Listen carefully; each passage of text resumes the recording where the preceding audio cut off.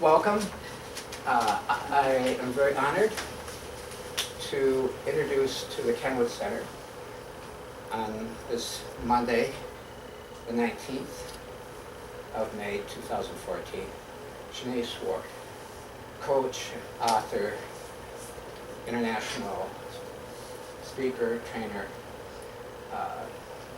and coach to Minneapolis, Minnesota in the United States, to speak about coaching from international African perspective in the application of narrative ideas and practices.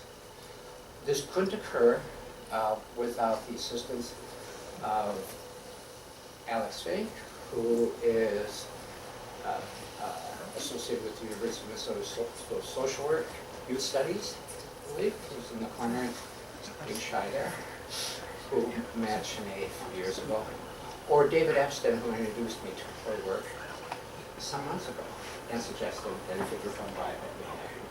So I just met Chené yesterday, face to face, and had a lovely conversation with Alex. I think you will too. Okay?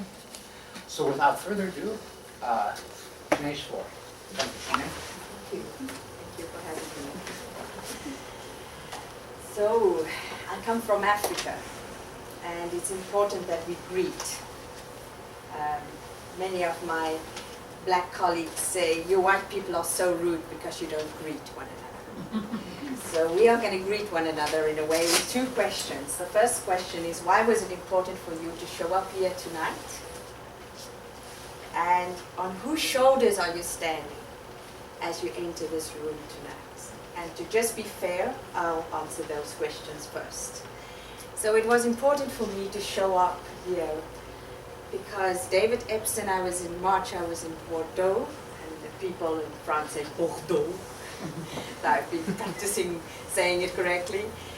And he spoke about the center and the importance of the work being done in the center.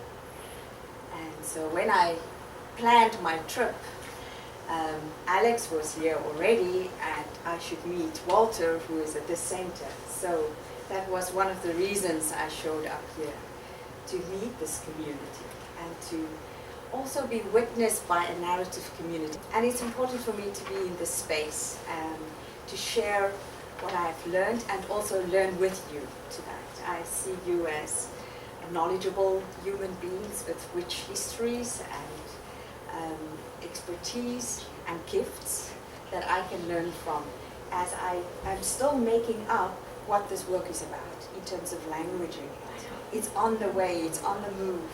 I was in New York and I did a conversation with a group that I did a workshop for last year, and they said, oh, you didn't say those things last year. And then I said, yeah, I should hope these things are evolving and being named and getting clearer as we do the work. So I now see all of you as participants and co-creators of the knowledge we will be discovering this evening.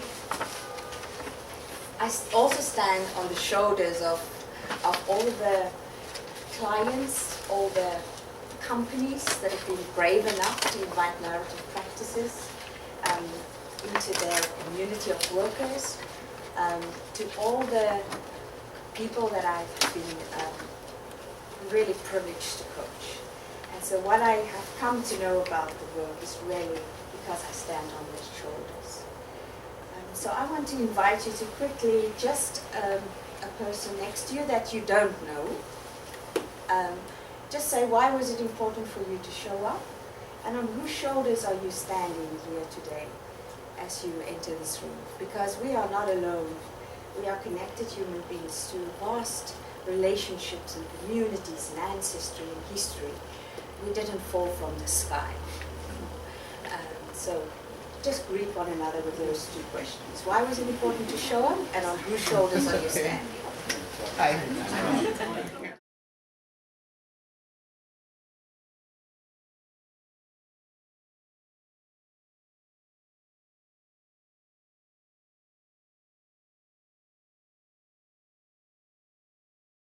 I just want to hear some reflections. What struck you as you greeted one another, and heard on which shoulders are people standing as they enter this room? Any reflections on what struck you? You don't have to give feedback. This is not feedback. So you don't have to report to me about what you said. So it's just your reflection on what happened with you as you were introducing yourself and listening to others introduce themselves. Any reflections?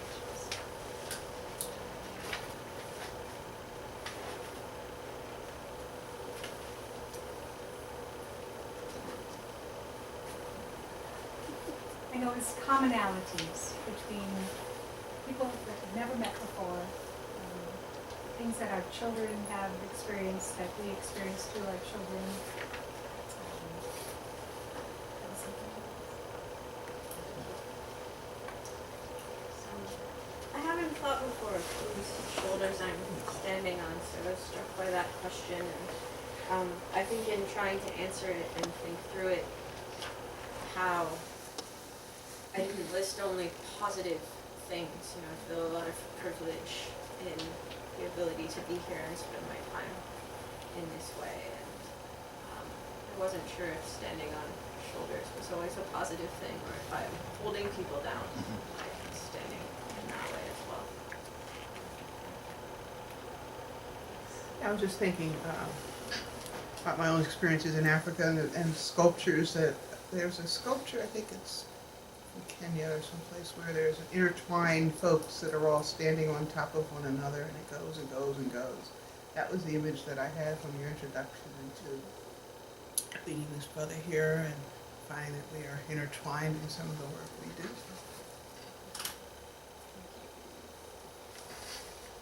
So I believe that we are connected in the web of stories, much more intertwined than we know we are until we see one another anew, and we can learn from one another in that way. So just how did I come to this work? In the end of the 90s, I was stuck in a story in my own life, which I later named the story of Silent Servant. And a friend of mine said he just found this new kind of therapy. Am I interested? And I was a desperate woman. I said, try it on me. I'm willing. And the experience I had in the conversation I had was just so liberating and freeing that I wanted to learn more.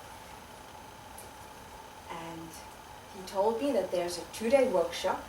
I was living in the north of the country, and there's one down under, and I flew down and I attended a 2-day workshop and considered myself able to teach others now. It's like, if I think of it now, I just wink at myself. And went back to my hometown and gathered a bunch of people that were interested, and we did Alice Morgan's book, What is Narrative Therapy? So we just read it together and spoke about that. And then I went to study narrative work. I'm so grateful. In South Africa, there was a theologian, Dirk Kotze, and his wife, Almarie Kotze, was a social worker, and they started an institute for therapeutic development that had a relationship with the University of South Africa, giving masters and doctorates in practical theology, specializing in pastoral therapy. And so we were negotiating postmodern paradigms with modernistic paradigms, and it was interesting to navigate a dissertation through that process. And then after finishing and completing my studies, I thought, well, now I will be with one other person in a small little room for the rest of my life, until I met an OD consultant. Now, who of you know what's an OD consultant? We have 4 people here, 5. So, I thought it meant overdose. That's all OD word I knew up until that point. And Johan Harold was an organization development consultant is actually a job like that. And in organizations, they work with transformation and design and change management. Those are the important things that they attend to. And he said, well, why don't you come and do some tender loving care sessions with my OD consultants? And I think the story of yes started to unfold, because I just kept on saying, yes, I'll do that, and later I'll find out what is it exactly you want, and then I would go back to the narrative work and kind of figure out what that means in terms of what the narrative work can give me. And that was in 2005 that I did my first corporate work. And I remember I asked Johan, how do you do an invoice? How much do I charge? How do I do a proposal? And I found a whole OD community that was so gracious and invited me and taught me their language. They speak funny. They speak in diagnostic terms. You know, they also diagnose organizations with illnesses and deficiencies, which was quite fascinating to me. And I would say, what does this mean when you say this about the organization? And in 2008, there was this person who said, will you coach me? And again, I said yes. And so the whole translation of the ideas started in the coaching field with organizations where there are particular ideas and beliefs that hold the organizations together, like the return on investment, the bottom line, something for the shareholder, value for the shareholder. All of those things were words that they taught me about, and was all coming into the coaching relationship. And so I am grateful in standing on the shoulders of all these people that were so gracious and say, okay, this is what it means and this is what we will expect from you to do in the organization. So when I'm speaking today, I'm not only speaking from a coaching perspective, I'm also talking about consulting in organizations.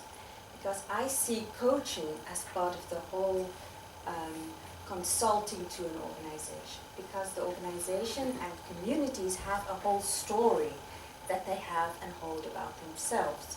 So if I coach in an organization, I come along not only their individual stories as leaders in the organization, I also come alongside the story of the organization and who they tell that they are. And what I have come to realize is that narrative work has given me the opportunity to work with stories on many levels. The story we tell about ourselves as an organization, but the story individuals tell about themselves as leaders in an organization as well. And how do we re-author those stories? And how do we invite organizations to take the pen back in the writing and participating in the stories they tell about who they are? Because stories are powerful. They shape who we are and who we are, what we can become. So therefore, the work, I was doing work, and in a conversation, one of the people, the leadership person from the HR department said, I said, oh, what would you like me to come and do? And he said, we want you to use that reauthorizing frame of yours. I said, well, okay, so what is that? And so what I have come to discover is that people in organization are now languaging it in their way, and I am discovering again what that means for them. So it's this making up of the language of the work that we are doing. So I thought that what would be most useful for our time together is to give you a sense of you as participants coming across narrative ideas for the first time, and what I will do with the group. So we would have an experience of the ideas as people that might know nothing about it. Because this is the world that I enter. People don't know about narrative. They say, what? Is it storytelling? Is that what you're into? And luckily, storytelling is huge in organizations now. Organizations believe that leaders need to tell good stories about who they are. I don't know. I've come across that right across the world, you know.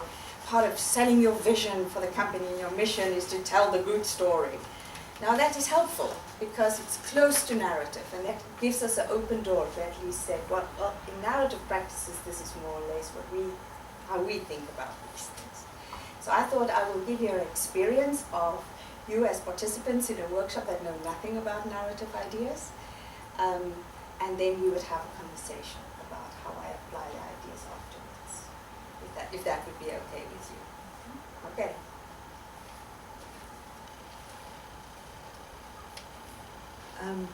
What I am doing, maybe I can just say this as well, is that sometimes I would just be invited with a bunch of executives or HR people around a table, and they are curious about the ideas. And this is how I always explain it. And it is not the full story, because I think narrative work is multi-layered, but it is the entry point. I see myself as the Pied Piper, playing the tune, and then we have more and more and more conversation. So this is like first entry-level conversation that I would have. Okay.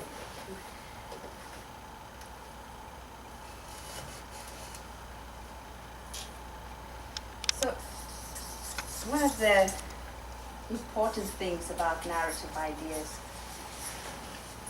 is that human beings are storying beings as a verb.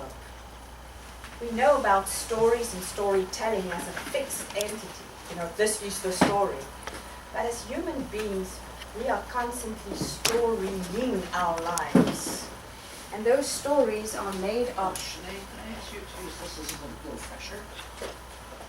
Fresh is great. It will look better on video. Okay, must I take the temptation away?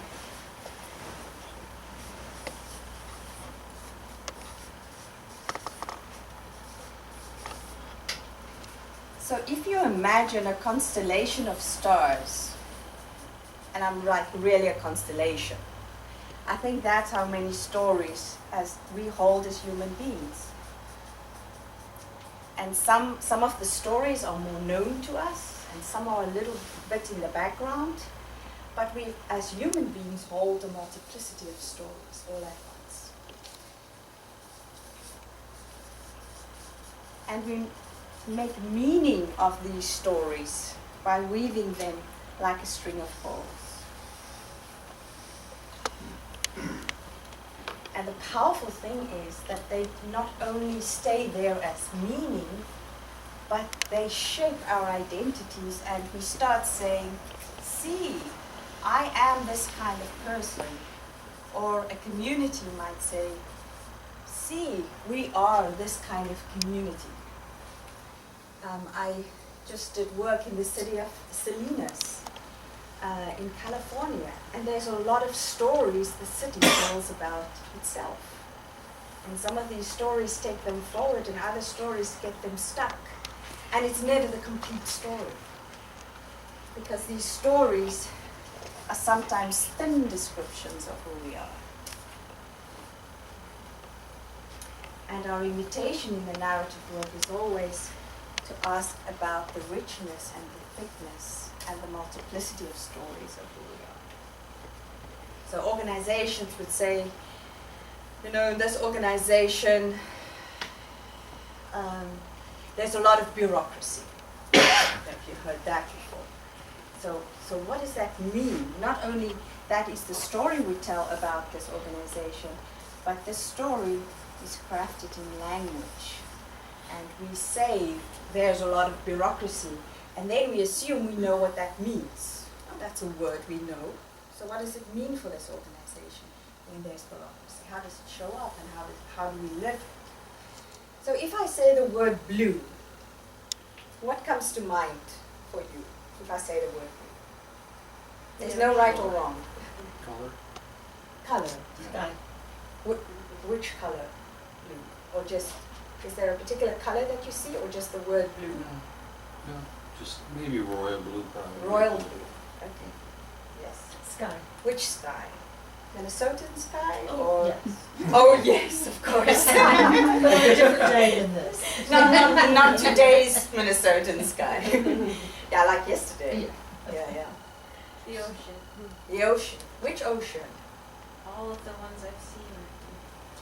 Oh, if I think of ocean, I think of Caribbean blue. So we just, and we can go on with the word blue in terms of the mundane, the blues music. But we sometimes assume that we know what we're talking about.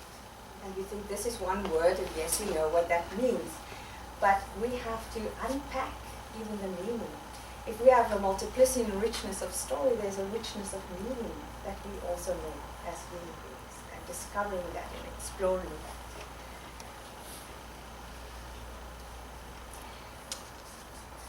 When we say I am or we are, this is the power of the stories we tell, that we make identity conclusions about who we are.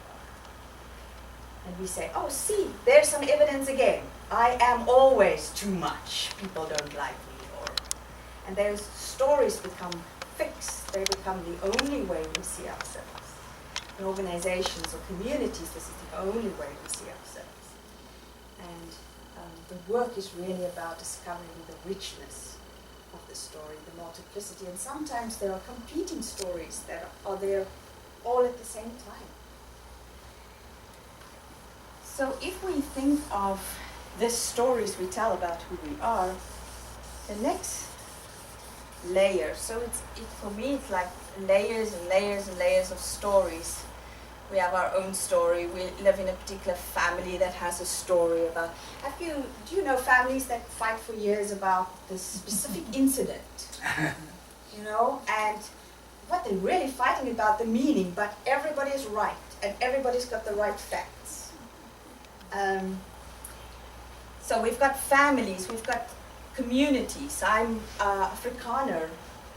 And I grew up in a community of the Afrikaner culture. And there are some rules in my culture about a woman and her place in society and what she's allowed to do or not to do. So in some places in my culture, it's not cool to leave my husband and my children for 6 weeks. And they would say, are you done now? You know? Are you going to be here now for a while? And so we are also part of nations and states and counties and all kind of interesting things. The other thing that was really a gift for me in the narrative work is that there are taken for granted beliefs and ideas in which these stories that we tell about who we are makes absolute sense. So the story that I was stuck in was called The Silent Servant. And the Silent Servant made absolute sense in my Afrikaner community. It was supported. It was validated. So I like to explain the taken for granted beliefs and ideas like an ocean we swim in. And there's a story where he said, the old fish swims in the ocean past 2 young fishes and says, boys, the water is warm today. And the 2 young fishes looking at one another and saying, what is water? So the beliefs and ideas in our societies, in our context, aren't known to us always. We swim in them and we take for granted how we come to make up who we are. And for me, this is one of the most powerful aspects of the idea is that the identity conclusions about who we are do not fall from the sky. They are connected to our context, to who we are, who we say we are. And so, if we think of the story of anorexia, what does it need to stay alive and well in a society? What are the beliefs and ideas that anorexia needs to have to cultivate it? What's the kind of ocean it swims in? Thin is beautiful. Thin is beautiful. What else?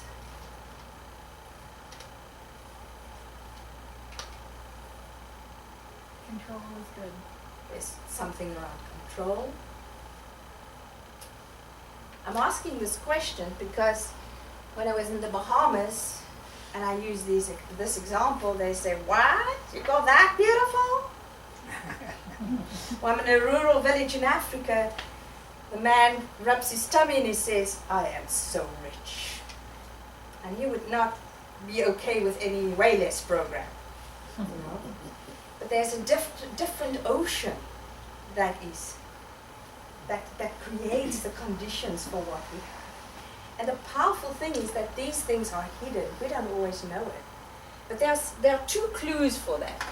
The first one is they say, and that is just the way things are.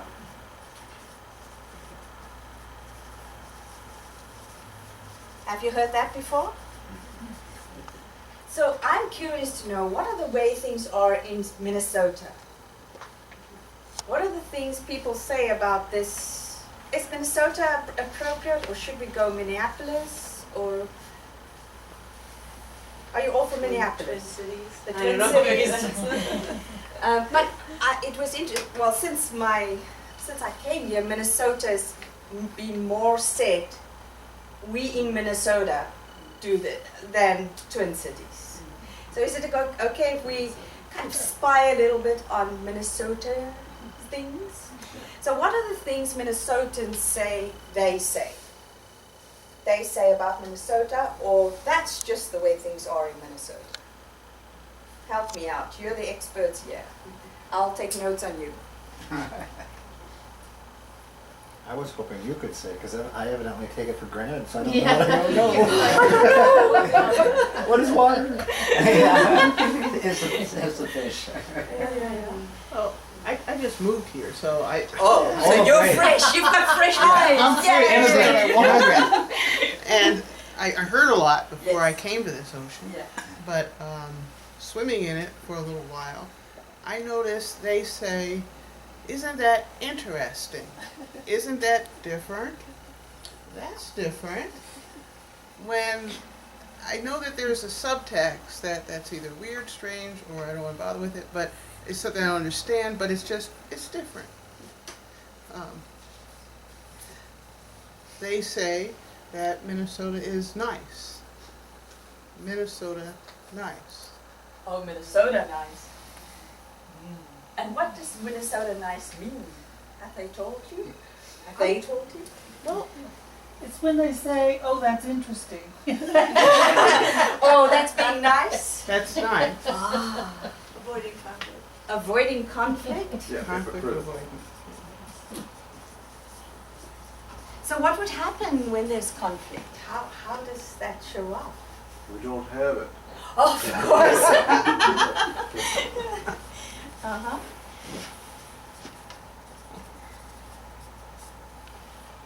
What else? We talk a lot about the weather. Obsessed with the weather, I think.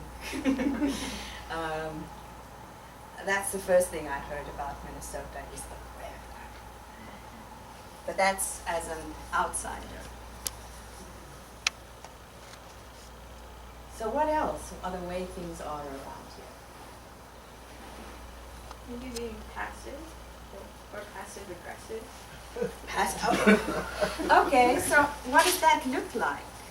Well, I think it looks like the opposite of Minnesota nice, but that's just a term that is used. It's just the opposite of Minnesota nice. Yeah. And how would I know that I am subject to it? What would you do or be to me? How does it practice? The opposite of niceness. But passive aggressive, what would you do to me? I've often heard from people like, we'll smile at you on the street and then flick you off from inside our car when you can't see us. Like, So the moment I turn my back, yeah. I'm really getting it. Yeah. Okay. Fascinating. There was somebody else.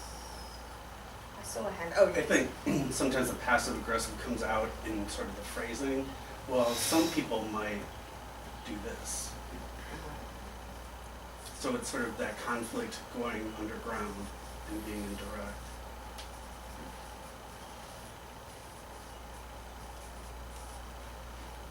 Okay. And who are they?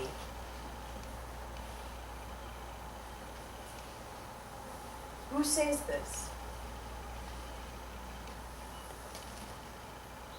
None of us here. Then out there. Everybody else but me. So we are participants in the creating of these stories about who we are. And the interesting thing for me is, so there are also people who authorize these stories that are powerful. Maybe, I don't know if leaders around here would tell these stories about Minnesota and this is how things work here. But once we understand the ocean in which we're swimming, we can ask questions about it. There was somebody in a workshop that says, he thinks that the moment we name these stories, we can also transform them because they are no longer hidden. And this is especially important for me in coaching and in consulting, that understanding the ocean in which people swim, and especially as coaches, we have a responsibility to not perpetuate the ideas of the ocean. That we need to stand with clients or coachees or what did you call it? Consultees, standing with them, asking questions about the beliefs and ideas. There's this one person that told me about his divorce, and he said, as he related to the story, he said, you know, if only I didn't open my laptop one more time, if only I didn't work on weekends, if only I just didn't believe that around the corner there will be the next position and the next raise in salary. I must take responsibility for that. Yes, there's a part that we need to take responsibility as individuals, but the story of what is success, what is the next level and how to get there, didn't fall from the sky. There's a whole ocean of ideas supporting people to commit to the company beyond, to be available 24/7. And I said, well, as part of this society that we are creating, I'm sorry that we have co-constructed this world in which it makes okay for relationships to suffer to get to the success. And so for me, part of this work is really understanding the ocean and coming alongside people and asking questions, how that influences, what does it create, who benefits, all of these questions. All right. So the next thing, I want you to now taste a little bit of it. For me, the work is in the tasting. We can talk about theory as long as we want to, but we have to taste it a little bit. But there are some rules for engagement.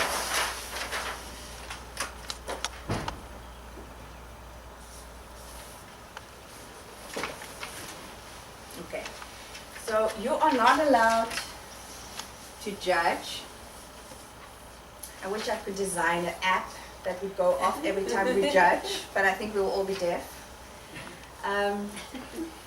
You're not allowed to assume that you know what this person is talking about. You just remember the blue thing we did. You're not allowed to give any advice, because that is something that helped you, but not necessarily would be useful to somebody else. You're not allowed to applaud. That goes subtly like, oh, that was such a great thing you did there. That's a subtle form of judgment because I know what is good and great for you. All right. So usually people are paralyzed when I say don't applaud. Is there something else that I can do? Is there something left for me to do if I can't applaud? Yes, there are some things you can do. You can be curious and ask questions that you don't know the answer to. So questions that you know the answer to sounds like, don't you think it would have been a great idea if you only... you know the answer to that question. Be open to learn from this person and to be transformed by the conversation. And I want to invite you to use the language that the person is using in the conversation. So if they say,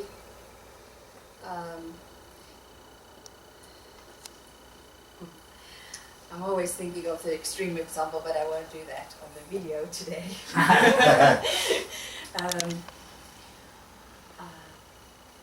I love my African heritage because of the stories and because of the music and the grief and the joy.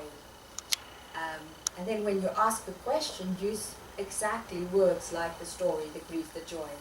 Everything that you need for the question is in the response. You don't have to go and find it somewhere else. So what happens often in consulting is that a person would say something and the facilitator of the workshop would take their words and process it somewhere and spew out grand words that that person just nods and say, okay, because you have power as a facilitator. And so the invitation is to use the language and the words that is right there in front of you. Okay. Any questions so far?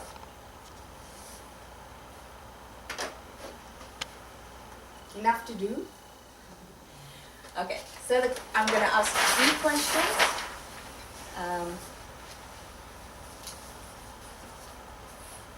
Are you all working, or are there some students here?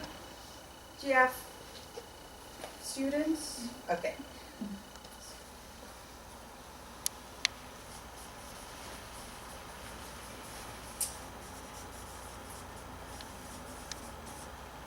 Okay, so what is the story of your work in this world, or of being a student, for those that are still students, that you are living or telling that is meaningful to you?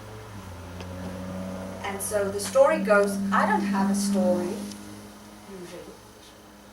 So I would like to invite you to just start telling.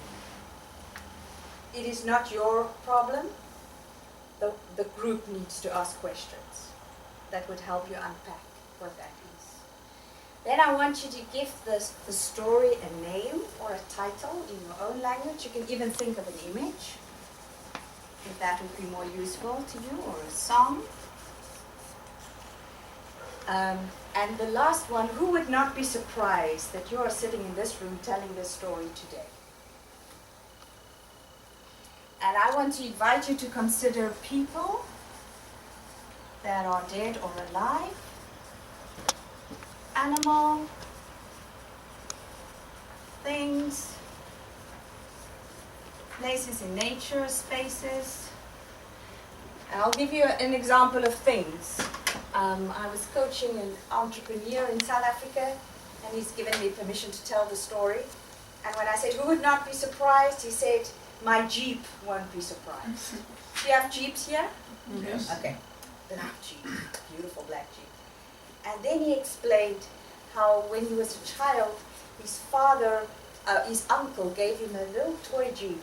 And his uncle was like a mentor in his life, and journeyed with him, and dreamt with him who he would become one day. And now that little toy Jeep car is in the real Jeep car. And he brings international speakers to South Africa. So boy, that Jeep has witnessed conversations of all sorts, with all these speakers, and he told me lots of stories why this Jeep won't be surprised. So don't frown on the things that matter to you in your life, because I believe the whole of the world in creation is the witnesses to our lives, and sometimes we just forget how connected we are. Right, so those are the 3 questions. I want you to find 2 strangers in this room, people you know the least, so that you can be surprised, because we have a story that those people won't understand. Okay, so find yourself 2 people in this room. Each one of you just have 5 minutes to answer these 3 questions. And if you like a Speedy Gonzalez teller, and you do it in 1 minute, the group would ask questions and be curious and help you unpack the story. That's their work. Okay. So make groups of 3, find yourself 2 strangers. Don't wait to be chosen. Because that's also a story. Nobody likes me, you know. I'm always left behind.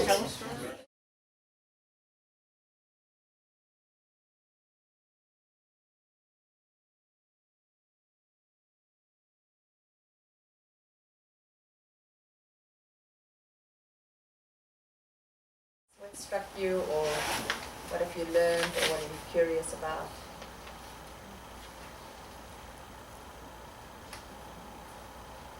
I think it's very difficult to not assume and not judge. To not do actions, don't advise, don't applaud. Can handle, but the internal things are very challenging. What is challenging about that?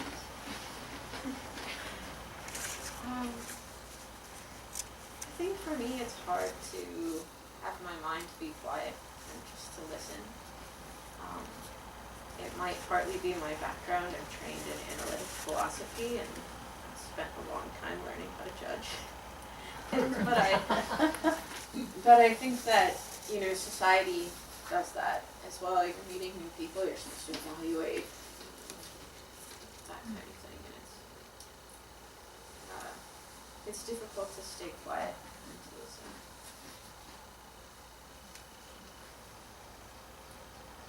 Any other reflections? Okay, so the next conversation. You were just privileged to hear people's stories. You were standing on their holy ground. And to close this conversation, I want you to share what I would call gifts to them. It won't cost you anything. So it's something that struck you in their story, that touched your life. Maybe their story reminded you of something. Maybe they asked a question that was useful to you, or maybe they listened in a way that opened up the conversation. So look at every person in your circle and just give them a gift of whatever you have received from them in this conversation, to just close this round of what we're going to do. Okay. And so the challenge is to allow the gift to come to you, where there are some taken for granted ideas and beliefs. I don't know if we think that we'll be contaminated in some way. We'll start getting a big head and think that we're too grand for the rest of the world. I don't know what the stories are about it. But I would love to invite you to just say thank you when the gift comes your way, and not explain it too much, You found me on a good day, or my parents really taught me this. It's not me. So that would be the invitation, to share gifts and to acknowledge them in some way that would be useful to you. Okay, go for it.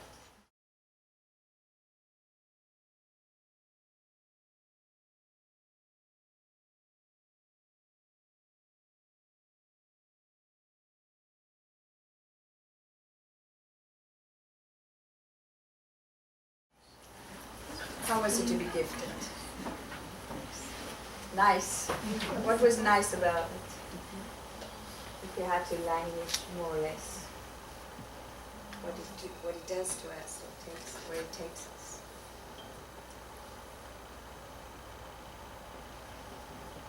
Kicks it up a gear, a notch into the heart chakra. The connecting is deeper. There's, joy and pleasure and mutual honoring in it. It's a sacred event.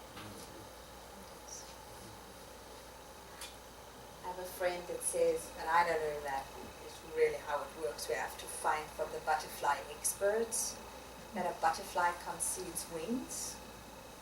I don't know if that really is true, but I like the idea. So we need a community to sometimes see what we can't see.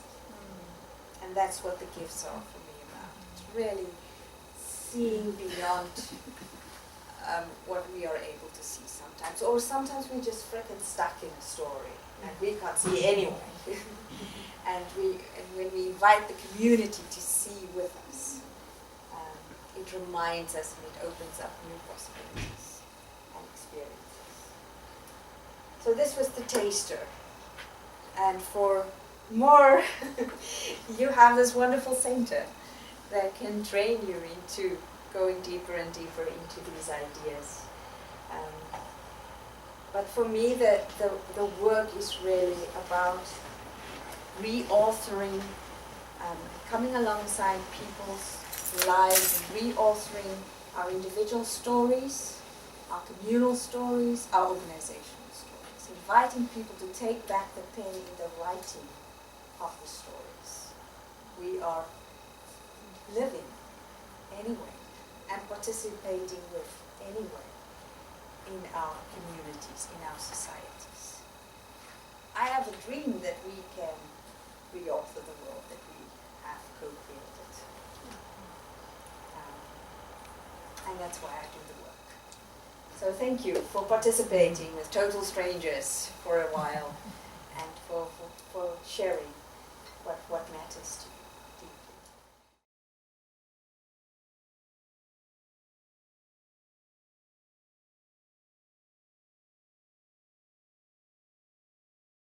Thank you. Do you have any questions? I just want to comment that it's a joy to see that this work can also go into corporations, because they do have personalities, and they do have, I don't want to go as far as to say they have disorders, but they have things that are disorderly, and that make them not so healthy, and this can help. What you've said tonight opens up for me to be a little more inquisitive and respectful of where person comes from, because often in a lot of America, in Minnesota, we're discouraged from bringing ourselves to the corporation. Yet we can't not, because we are who we are, and that always mingles no matter how hard we try to keep that out of the organization. It always becomes part of the organization. So thank you for that. So what a joy it will be if we invite the community of workers to live and perform richly their stories of work, leadership, and community, because we're really spending most of our times in the corporation, in the company. Most of our lives are spent there anyway.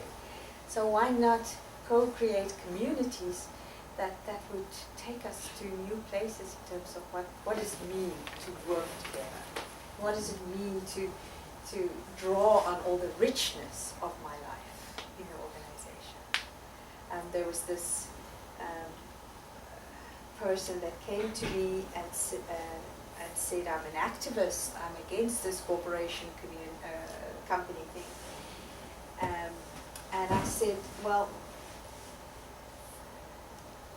most of the people that I know work in organizations. It's a huge amount of people, and they're actually human beings.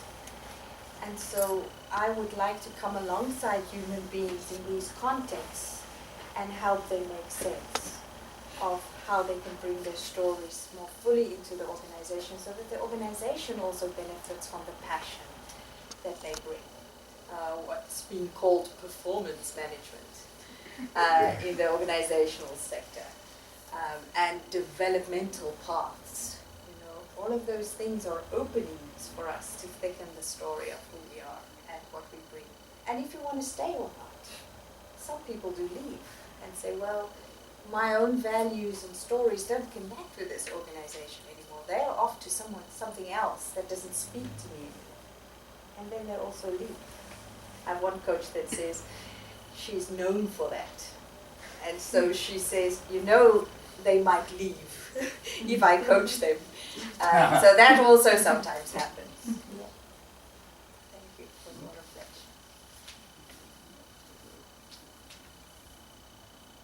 Maybe a question about the third question. The significance of that question. Is that for the future story? Or how would you see that question? This the question- importance of that question, or Yeah, this question is important to me because we are invited into thin descriptions of who we are, and we often invited in the corporate field and leadership into a kind of a loneliness and an isolation. And then we forget about what matters to us and what we love and how we came to this work. There's a disconnection happening. And when we ask this question, who would not be surprised, it kind of links us back to relationships and to things and to nature and places where we have been seen differently and known in a different way. That helps bubble.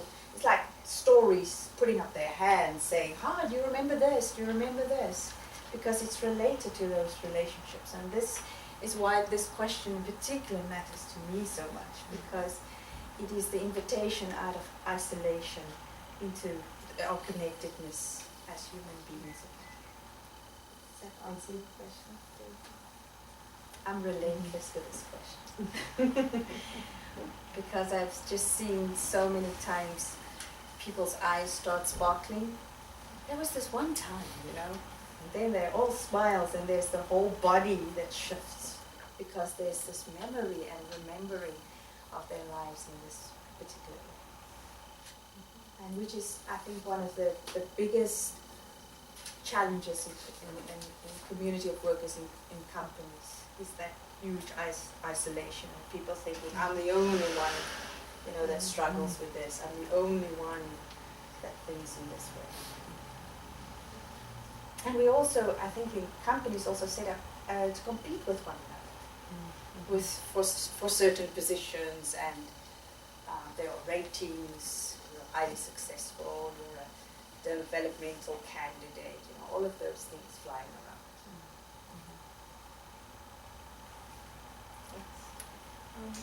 I think I have some imagination for how individuals change through narrative therapies, and I'm curious if you have a story or something concrete about how you've seen a company change through this work. I wish I could say that, That's my dream. Give me the full Monty. Because the work is, it's not like a CEO wakes up in the morning and says, I want that narrative thing. So let's be real about that. I haven't had the opportunity to have a whole company. I've had the opportunity with leaders in the coaching, and starting to teach these practices in their ways. They have the meetings and all of that. But you can't just do this little group. You need the whole community to journey with you. I have a friend in France, in her work, she says, give me as many people as possible in the organization to show up for an event, and then we shift things. I haven't had that yet. And she calls it crowd coaching. I think it's brilliant. I told Sabine I'm going to use that now. Because I think when we teach the work, we are doing a coaching, a crowd coaching of some sort. How to have relationships, how to listen to one another without judgment. That's part of a coaching conversation, but then we decenter it into little groups.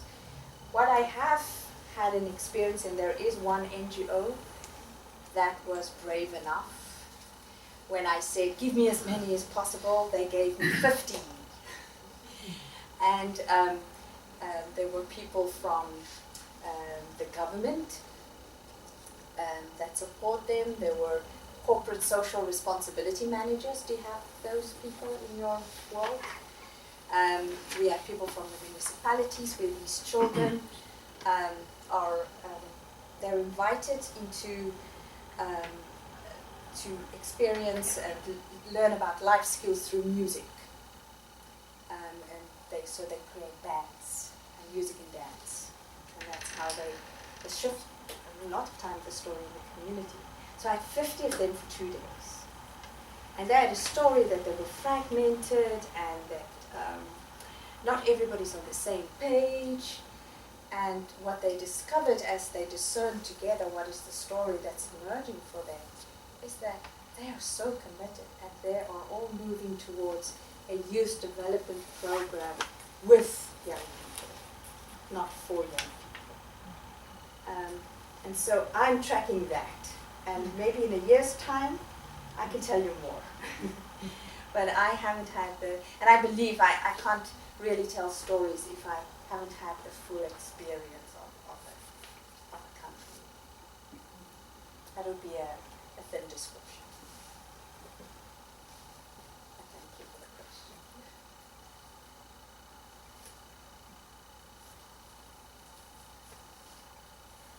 I have a question. I'm in a bit of a quandary. I work with clinical pastoral education students in a hospital, and I've been wanting them during their early weeks this summer to go onto the unit that they're assigned on and find out what the stories are on that unit in a hospital. So we have moments throughout the day where there is a break room where you can talk to a nurse, x-ray technician, the nutrition person who brings the trays. Everyone on that floor, that unit, has a story about what that unit is. And I'm just curious what you would propose, the techniques that might be, what would be the core questions that a student, I mean, I have some that I've been percolating, but what would you suggest? Would you like to offer the ones that have been percolating?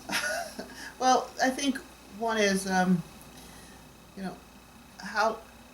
what is the story of this unit? If this unit were, they're more ethnographic in a way, kinds of questions about descriptive kinds of things, but what people do as opposed to the story, which is what people feel is important to tell from their own vantage point. Because you can get a lot of description, this is what we do, this is what this happens, but not the feeling and meaning behind it so much. I don't know, I'm just throwing it out at you. Thank you. And I mean, what is the story we tell needs a little bit of explanation when you ask that question. Yeah. Because people don't think they tell stories. Right. So that'll be a little introduction like I had, organizations or units are really made up of people that tell stories about what this unit is. And so we're curious to understand what is the story we're telling. Mm-hmm. Just a little bit of Yeah, intro, otherwise people preamble. are lost, like Yeah. we don't do that. Right.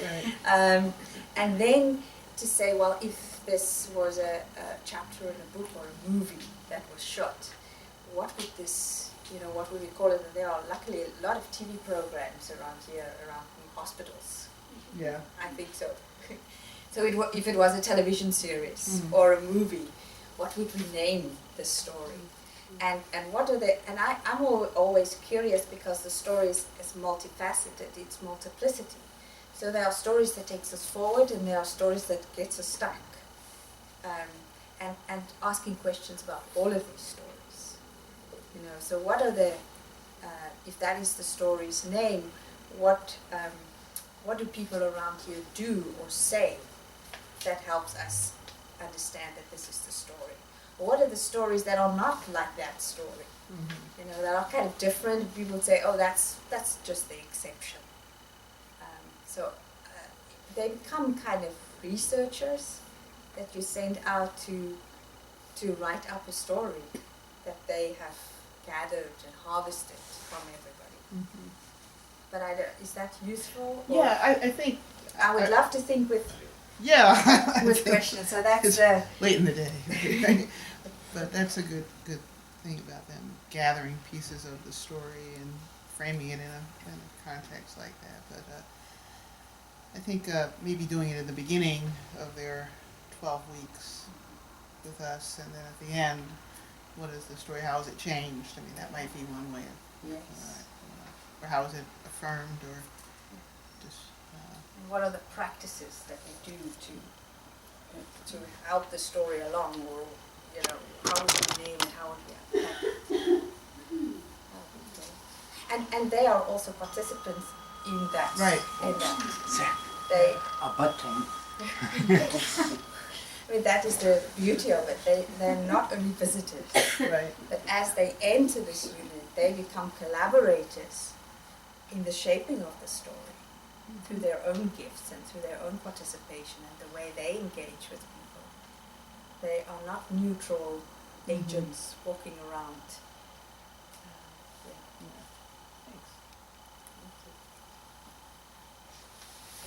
At what point do you name the story? As soon as possible. For me.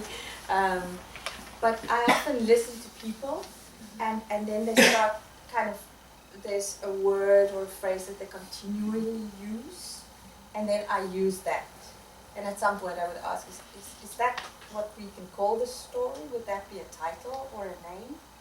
So I usually listen and use the words, and then at some point I would ask, is that what it would be called? But in Hawaiian culture, they say when you name something, you breathe life into it. And there's some authorship that happens in that naming that I think is very important.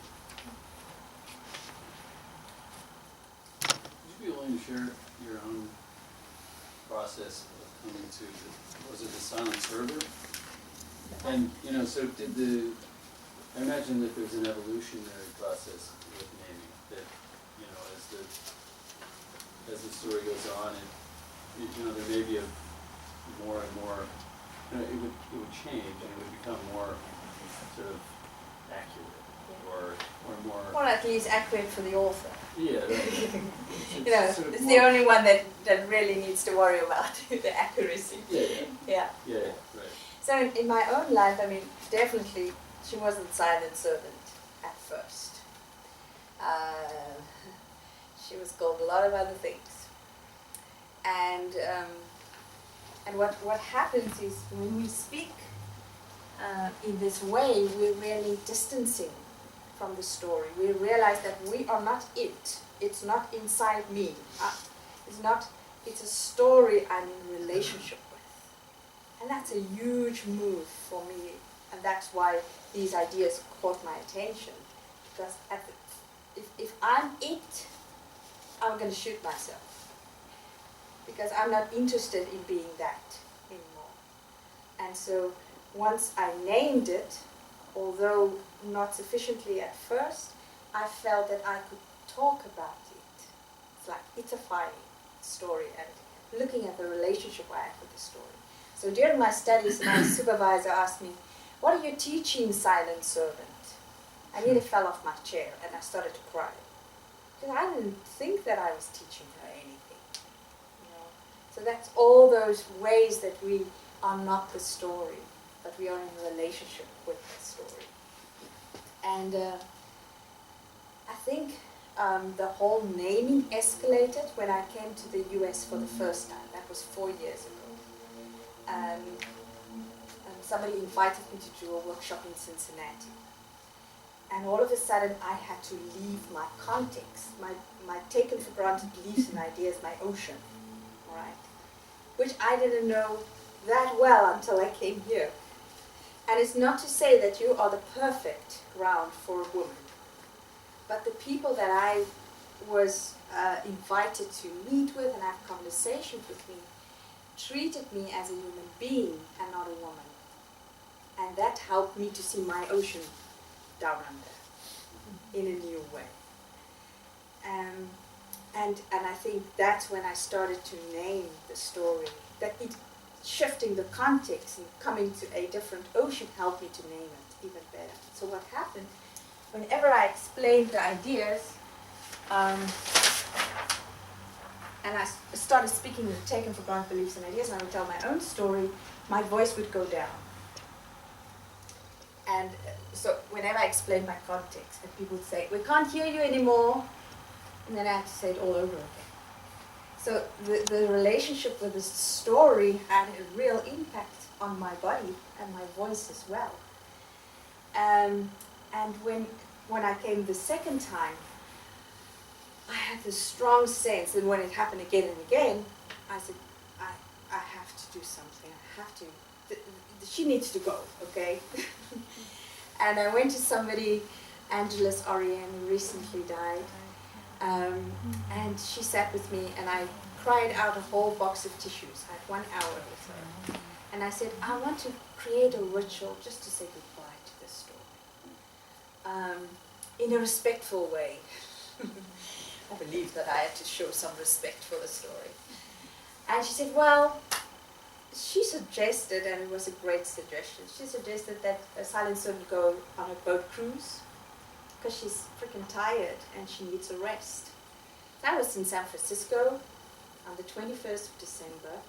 I went to a bar with two women, went through the menu of drinks, and decided amaretto would be a goodbye drink. It's a bittersweet something, Italian thing. So I toasted on the story, thanked the story for what it has done for me, but it said it's time to rest now. And so what I noticed when I came back to South Africa in a family gathering is that everybody noticed that she was gone. But me. So there were murmurings. I went to a family occasion, and there were murmurings. And I realized that she's really gone. She's gone under the Golden Gate Bridge. She has left the building. And that was frightening and wonderful all at once. And the alternative story that came bubbling up in that time, I called the voice of transformation in this world. And there were lots of evidence in my life of voice and of speaking that would counter evidence to that story. And last year, I was in Hawaii, and when I started telling the alternative story that I'm living into more fully, and there are lots, this is just one that I've named, the voice of transformation, when I said that, I knew it was over. It was like a story that found its completion, because it was nobody called me out. Nobody could not hear me anymore speaking. And I said, oh well, there's another story, I think, that hasn't been named yet. And so this is my thing. I like naming things. And I was in Hawaii, and they told me how naming, it was so wonderful. We were greeting the ocean, and we were greeting the mountains. So I was in that context. And there's I think the story, one of the storylines I'm living into more fully now, and it's called Connecting Diverse Communities to Reauthor the World.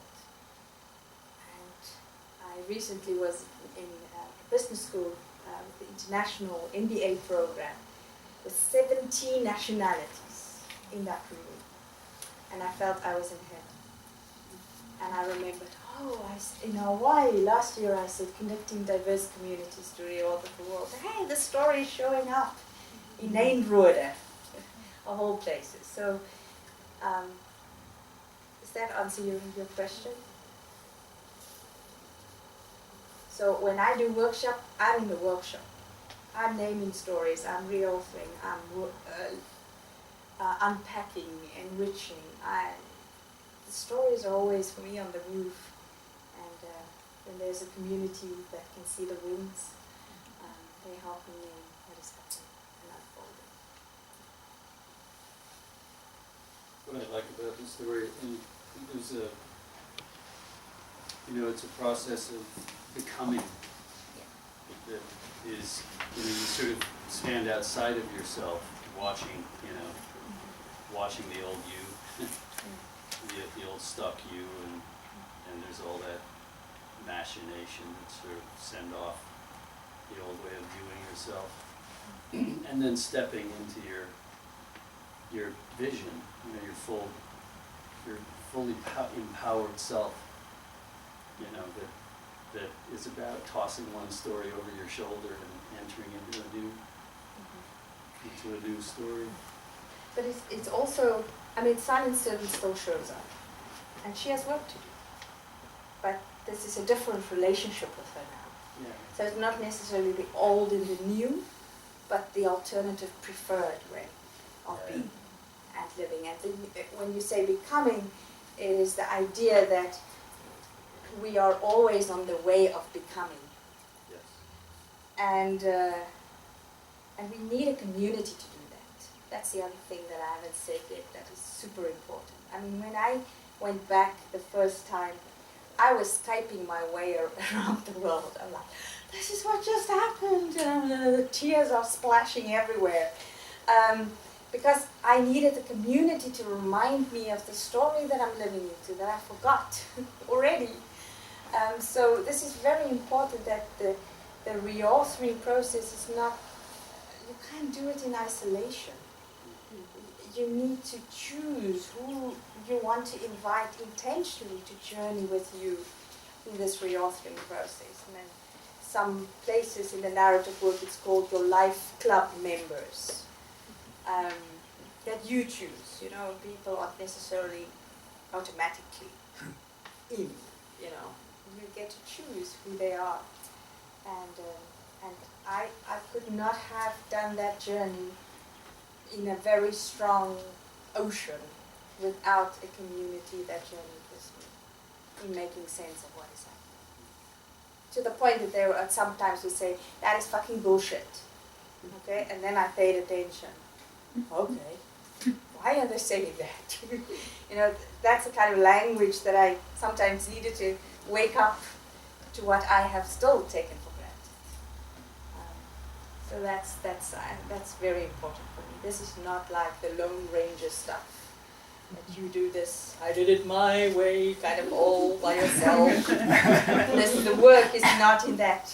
It's a communal gathering, collective reauthoring. Because not only did my story reauthored, and it touched a lot of other stories, but the people that I journeyed with, stories also shifted and moved.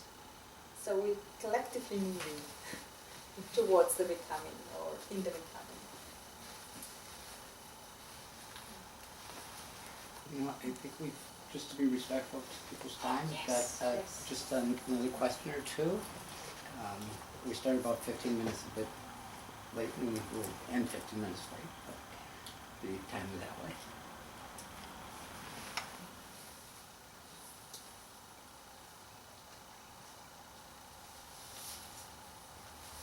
The tribe has spoken. Yes. Is it said? Is it done? Thank you so much. Thank you. I really appreciate